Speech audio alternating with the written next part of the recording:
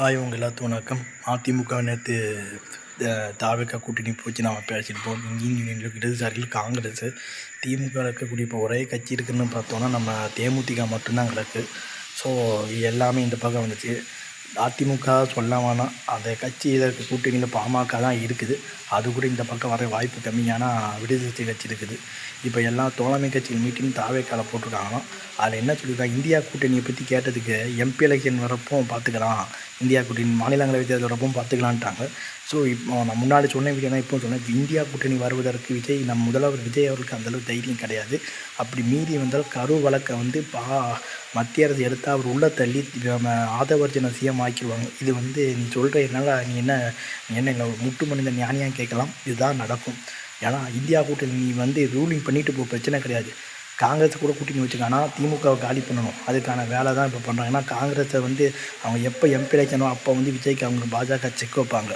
So ஏன்னா 2029 எலெக்ஷனோட சேர்த்து நம்ம தமிழ்நாடு அசம்பிளி எலெக்ஷன் வந்தாலும் அதில் ஆச்சரியப்பட ஒன்றும் கிடையாது. ஏன்னா அந்த லெவலாம் எடுத்துகிட்டு போகிறாங்க. இப்போ தேசியவாத காங்கிரஸ் கட்சி காங்கிரஸோட இணைக்கலான்ற மாதிரி இப்போ, அதாவது சரத்பவாரோட தேசியவாத கட்சி, ஏன்னா 6 எம்பிங்க அங்கே போயிட்டாங்க.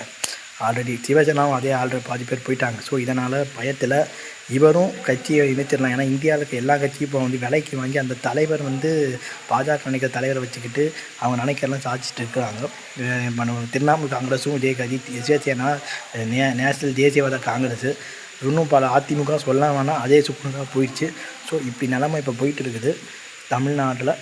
திமுக ஒன்று தான் இப்போதைக்கு ஒன்றும் உடைக்க முடியாமல் இருக்குது. இதுக்கான காரணங்கள் பல சொல்லிட்டு போகலாம். குடும்ப கட்சின்னு இருந்தாலும் ஒரு 1.5 கோடி தொண்டர்கள் ஒரு லீடர் அக்செப்ட் பண்ணிக்க தயாராக இருக்காங்க. இன்பநிதியும் அக்செப்ட் பண்ணிக்கலாம், பண்ணிப்பாங்க. ஏன்னா லீடர் இங்கே தலைமையை ஏற்றுக்கிறதுக்கு தலைவனுடைய தலைமை தான் எங்களுக்கு வழின்ற ஏற்றுக்கிறதுக்கு தலைமை இருக்குது. ஆனால் அங்கே அப்படி கிடையாது. அதிமுகவில் நேற்று நம்ம விஜயபாஸ்கர் ரிசைன் பண்ணிட்டாரு. ஸோ இப்படி போயிட்டு இருக்க அதிமுகவில் ஒரு மினி இடைத்தேர்தல் தமிழ்நாட்டில் வரப்போகுது. அது எப்படி இருக்க போகுதுன்னு நம்ம பொறுமை பார்த்துதாகும். ஸோ திமுக என்ன செய்ய போகிறோம், அடுத்த மூமெண்ட் இந்தியா கூட்டணி திமுக வெளியேறுவதற்கான செக்கை தான் இப்போ பிஜேபி வைக்கிது. இன்னும் வரக்கூடிய காலம் எப்படி இருக்குன்றதை பொறுமையாக பார்த்தாங்கன்னு சொல்லி என் வீடியோ முடிச்சுக்கிறேன். உங்கள் இடைப்பெறுவது முத்து பிரகாஷ். பை.